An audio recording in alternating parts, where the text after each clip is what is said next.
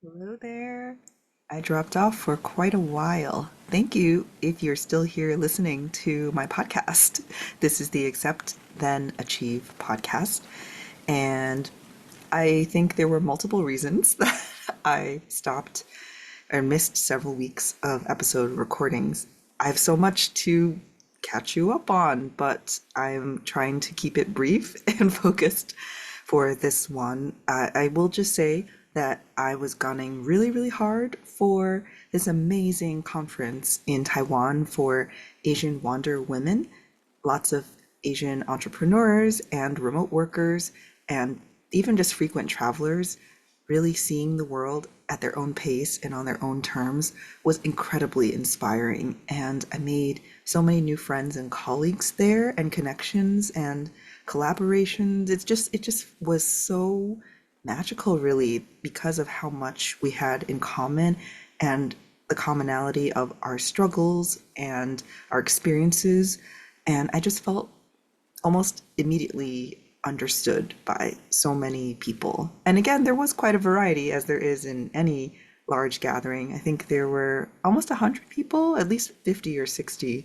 And we had an incredible 4 days of events. Two of them were business conference focused, and there were incredible motivational talks and fun things too for team building, like scavenger hunts and icebreakers, us learning about each other. And then the next 2 days were travel days where we got to hike a gorgeous mountain together, check out historical sites, and even do a cooking class that turned into such a hilarious dance party, even. And we even roped in the teacher. And it was just so incredible. And I'm still reeling from the joy of it all. And I had an extra 2 weeks afterwards to spend in Taiwan and get to know so many of the incredible women there. I won't drop names, but I super love them. And thank you so much again for everything, your warmth, your welcoming presence, your support, your beautiful ideas, just everything.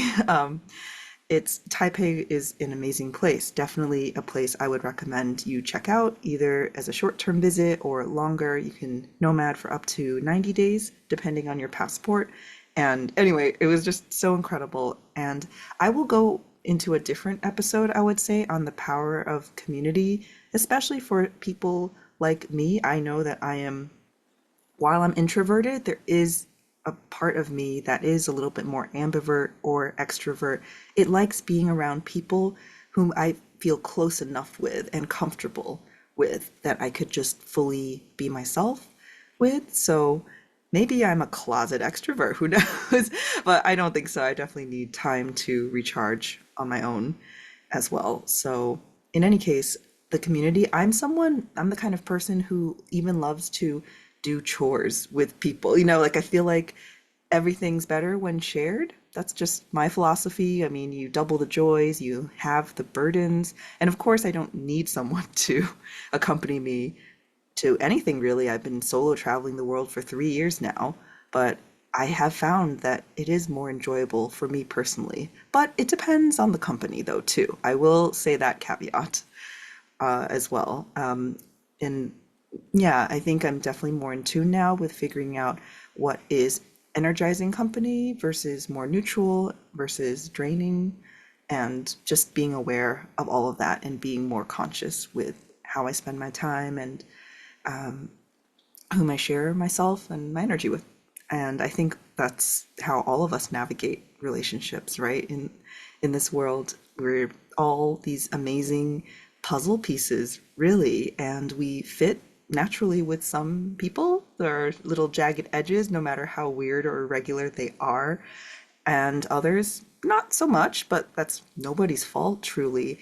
And I think from so many years of hiding myself, of being a chameleon and catering to other people, and really trying my hardest to keep other people comfortable for a good intention, but it ended up, it's almost like this metaphor just came to me randomly the other day when I was, talking to a very client about this, and she was asking like, what does it feel like to feel at home with yourself in relationships? And I was just describing like, oh, a feeling for me of that, because there's a common fear sometimes that, oh, maybe the people in our lives don't really like us. I mean, I know I used to worry about that a lot. And I mean, it's still not something that I never doubt anymore either. It's just a something, and I think that that happens when we're unsure of ourselves and of all of the great strengths and qualities and contributions that we would bring to any relationship. And also when we are still trying to be that people pleaser, that person who doesn't offend anybody, keeps everyone comfortable, but ends up shrinking ourselves to the point where we're just like invisible or not even taking up any space at all. And I kind of, the metaphor that came to me was just if we were a beautiful irregular puzzle piece, but we're just keeping ourselves wrapped in the plastic wrap or bubble wrap, or just like you can't even see where our naked pieces are, like the edges, our true edges. And so we can never find people or assess even if they would actually fit with who we are at our core. And so of course there's always this anxiety of feeling like, oh my gosh, well, if they come too close, will who I really am repel them, repulse them, or drive them away? Like, is the real me just truly so dark and ugly and twisted and messy and terrible that it will all explode? And I think it can be especially hard when we have had some relationships, romantic or friendship or anything in family, uh, that they do explode or fall apart. And then we wonder, oh my gosh, what did we do wrong? Did we do something wrong? And just it can be full of so much heartache and pain and regret.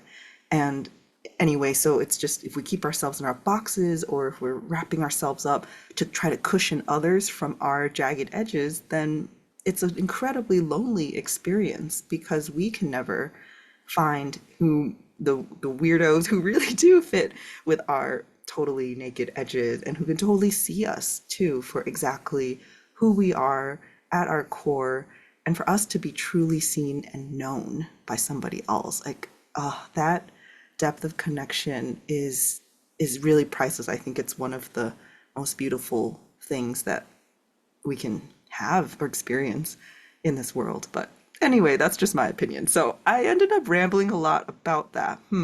But I think just the power of connections, and I mean that's what drives me so much in so much of what I do. So anyways, I will go deeper, but that's just a little nugget if you have been feeling that, if you've been feeling lonely or isolated yourself, or feeling like maybe your current connections or friendships are a bit more shallow than you'd like them to be, that's one way you can start trying to build the depth and the closeness and the quality, is just unraveling a few layers of yourself, like peeling off even just one layer of that plastic wrap that's really insulating you and hiding your beauty. Because even if we have the jagged edges, we have so much amazing parts of us too. It's just who we are. Humans are imperfect. We can't smooth away all of the jagged edges permanently. Like, that's an impossible task because we are human.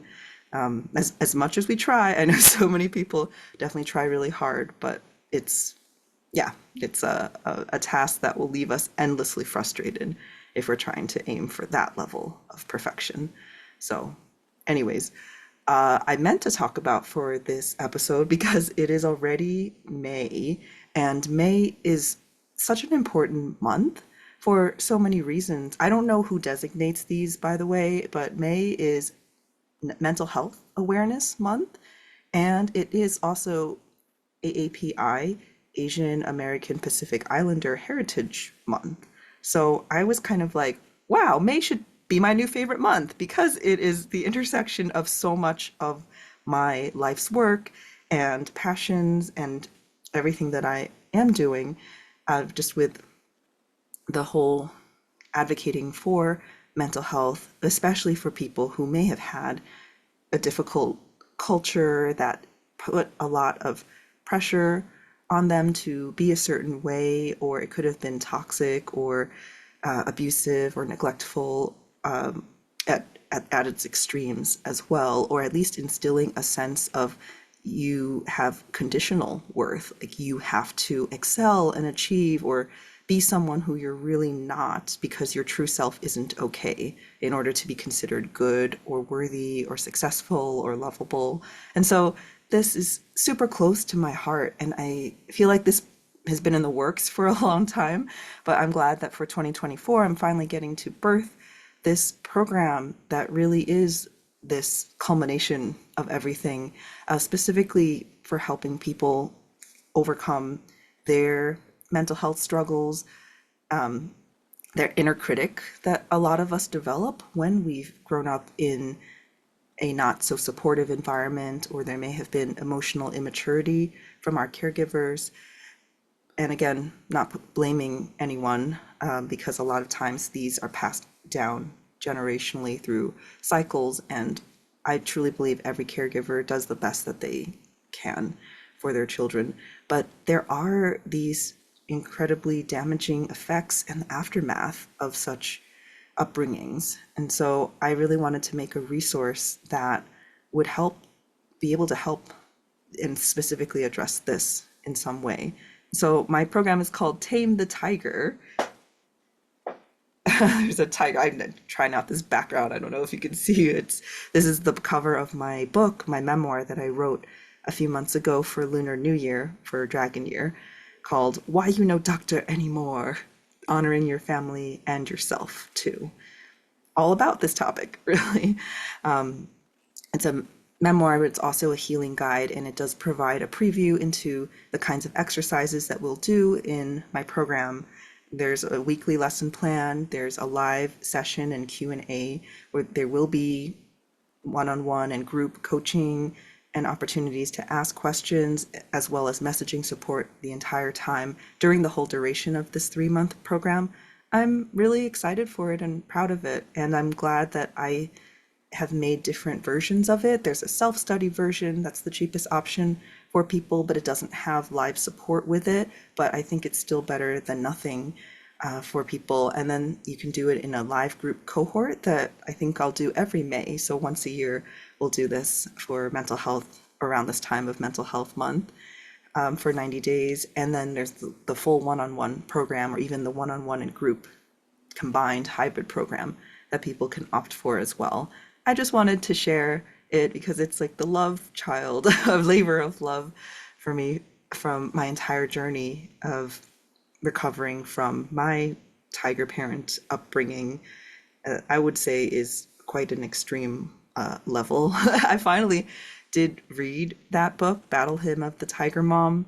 It felt like something important that I should have read a long time ago, but I think part of me was worried on how triggering it would be. It wasn't too bad, but I will say, yeah, it's crazy. And from me, I've actually been in China the past month. Yeah, it's been a whole month now visiting my grandma. She's the only surviving of my grandparents, and I wanted to see her.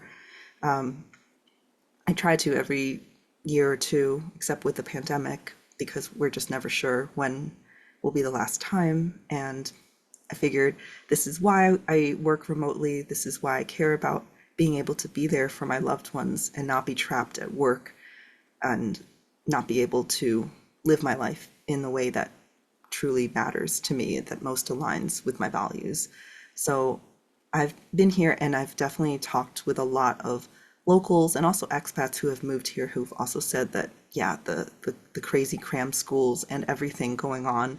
I mean, American education systems are quite easy compared to how difficult they have it here in Asia.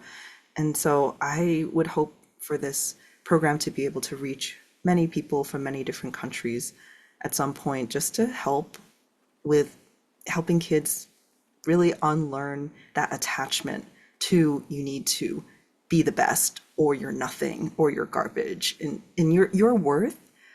And again, this could just be my opinion, but I truly believe your worth is so much more than what you do.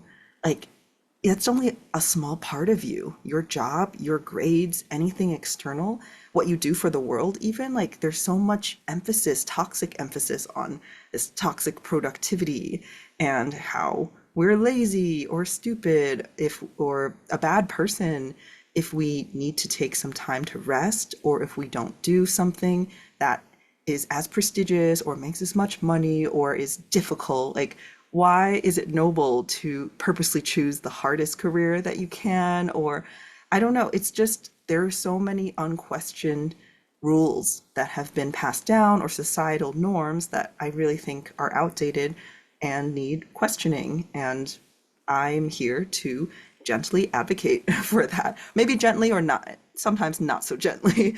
Like, because really, I believe there's so much depth to humans. There's so much internally within us, like just our qualities. Like, everyone just has so much to them, and our qualities really can impact the world in a way that sometimes we can't even imagine or we're not aware of.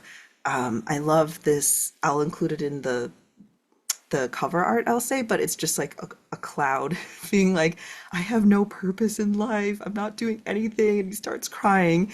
And then you realize a bit later, like someone says thank you from below, and you see that a flower was able to bloom because the cloud cried. And I'm just like, oh my gosh. It's just even when we think we're being the least productive or we're not helping anyone, we never know. You never know who you are helping. I mean, even if you lived in total isolation, you decided to be a monk or nun or just to live in isolation, you are still making some kind of impact on the world. You can't not. Like, if you are staying alive, you are making some impact by the foods you choose to buy and eat, even or the clothes you choose to wear, where you choose to live, maybe the taxes you pay or not, but and just how you spend your time. And you could just say like, well, I'm not contributing as much as some other people, but I mean, again, you're not, there's so much, like how can we compare, right? But then also there's so much that you're not doing. Some people are actively out there hurting people, or they just haven't taken good care of themselves and they're bleeding on others. They're actively snapping at others. And so I just think that there's so much that is really looked down upon and taken for granted on the human condition of just being in the world. And so I am really here, and all of my work leads people back to that. It guides them back that they are already truly an unconditional success. If they're alive, if they're taking care of themselves, if they're not harming anyone, and they're bringing their own little glimmer of joy to the world or to someone else's life or an animal or plant or just inanimate objects. Just there's so many ways that you contribute and that you matter, and you're so unique, and there's only you. There's no one else who could ever replace you or ever do exactly what you do. So I could rant about this for a long time, but I'll stop here. I do have a webinar that I'm going to include for maybe the next podcast episode or a future one that goes into this more. But really, I'm here, and this program, the Tame the Tiger program, is for taming your inner tiger, the inner critic that has been birthed within you that you may have internalized from other voices, not just your caregivers, but peers, teachers, anyone else, the media, from your experiences, and really to like come back into yourself and really realizing all the amazingness of who you are, and to develop that unshakable self-worth or that feeling of peace and feeling that you are okay and that you are worthy, and to have the tools to deal with whatever externally life throws at you, because you have that internal strength, and we really hone in on that and build on that. So, all right, that's my spiel for May and Mental Health Month. And I will say, yes, I feel like I am living it too by choosing to rest. I'll go into more of what happened as well that led to this. Well, first off, I think I was gunning so hard leading up to the conference, preparing for things, because I did do laser coaching sessions for people and had other preparation work to do for the conference. And then after that, it was just like, oh, this release of my body being like, and it's time to rest for a little bit here. And it's listening to yourself. Like, that could be a whole nother episode, because I think many of us are fearful that if we just fall off the wagon it'll be incredibly hard. We'll never get back on. Like, how can we afford to let ourselves rest, or we feel guilty for doing nothing? And it's such a lie. It's such a myth.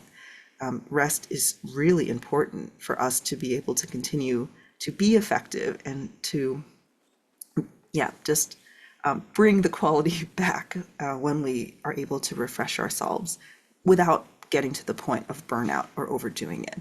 So there was the intentionally needing to rest.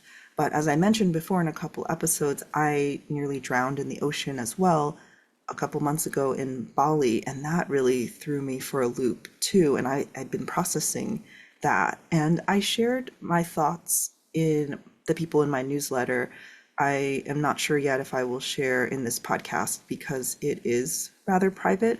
So if you want to hear about that, I'll leave the link for joining my newsletter or for my Facebook group, my private Facebook group, because yeah, I think there's just some things that I think just different tiers, I will say, of sharing. But yeah, so I would say I just wanted to say though that it's a never-ending journey, truly. We all have our demons, we all have our struggles. This program or anyone's work, nothing can make everything perfect. You know, we're never going to feel good all the time or get rid of all negative emotions and suffering, because being human is having some suffering. It's we have a human brain. We have our negativity filters and our biases, but there is a way that we can learn to process and manage our emotions and return back to the feeling of okayness, of equanimity, of this neutrality, if nothing else, and knowing that everything will pass. And so, and I know that's part of mindfulness practice as well. So my work is a combination from all these different tools and philosophies. So in any case, thank you so much for still being here. And I have a ton more guest episodes and everything else all backed up. So we should be resuming our weekly release schedule. Thanks again, and see you next week.